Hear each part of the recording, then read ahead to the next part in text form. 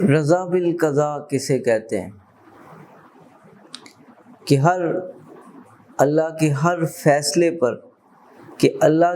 فیصلے پر اللہ سے راضی ہو جانا۔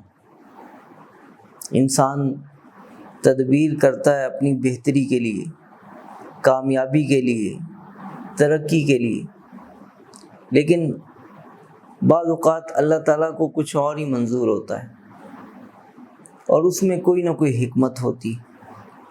اب فیصلہ بندے کے حق میں نہیں آتا، بظاہر وہ بندے کے حق میں نہیں ہوتا، لیکن اس میں اللہ تعالیٰ کی طرف سے بندے کا امتحان بھی ہوتا ہے کہ یہ اس حالت میں بھی مجھ سے راضی ہوتا ہے یا نہیں۔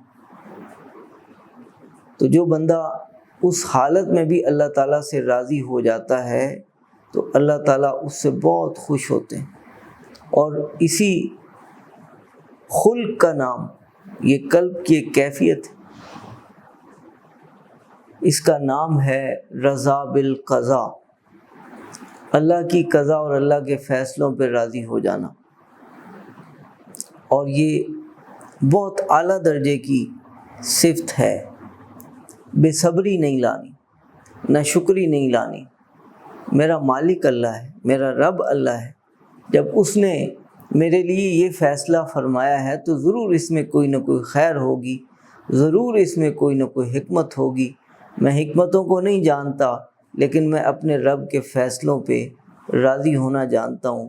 اتنا مجھے پتہ ہے کہ میرا رب میرے ساتھ جو بھی فیصلہ کرتا ہے میرے بارے میں، وہ ٹھیک فیصلہ کرتا ہے۔ تو اسی کا نام رضا بالقضاء ہے۔